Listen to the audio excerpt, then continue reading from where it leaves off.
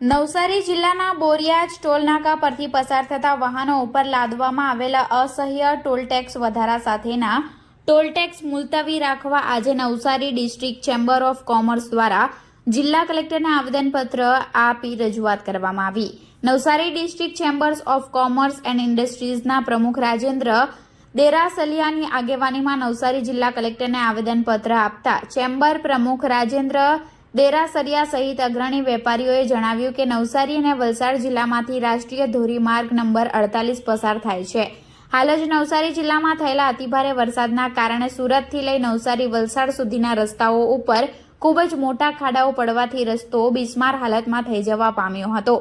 હવે હાઈવે ઉપર રોજના લાખો વાહનોની અવરજવર ધરાવતા બોરિયાજ ટોલનાકા પર એકસાથે તાત્કાલિક અસરથી 75% તોતિંગ ટોલ ટેક્સનો વધારો ઝીકી દઈ વાહન ચાલકો પાસેથી વસૂલવાનું ચાલુ કરી દેવામાં આવ્યું છે।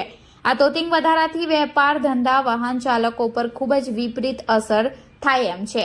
વધુમાં તેમણે જણાવ્યું કે ટોલ ટેક્સમાં કરવામાં આવેલા અસહ્ય વધારા સામે નવસારી જિલ્લા chamber of commerce and industries વિરોધની લાગણી વ્યક્ત કરે છે।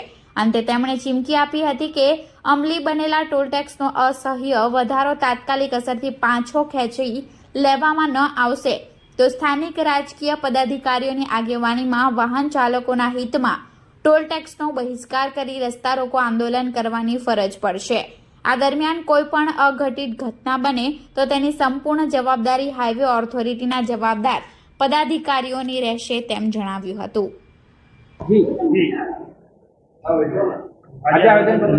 નેશનલ હાઈવે ઓથોરિટીએ જે ટોલ ટેક્સમાં ધરખમ વધારો જે કર્યો છે એના વિરોધમાં the Navsari district chamber of commerce and ઇન્ડસ્ટ્રીના અમે હોદ્દેદારો બધા આજ કલેક્ટરશ્રીને મળ્યા અને એમને વિરોધ કરતો અમારો એક આવેદનપત્ર આપ્યો છે।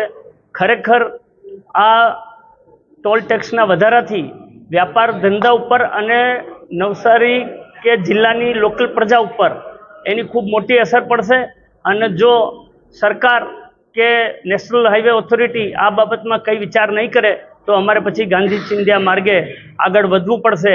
એની અમે આ નેશનલ હાઈવે ઓથોરિટીને અમે ચેતવણી આપીએ છીએ કે આપ જો આ બાબતમાં વિચાર નહીં કરશો તો અમારે પછી આગળ વધવું પડશે।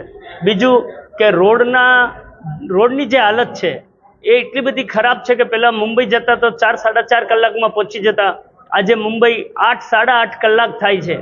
એટલે એની રોડની દુરસ્તી પણ ખૂબ જરૂરી અને તાત્કાલિક અસરથી કરવી પડે એમ છે।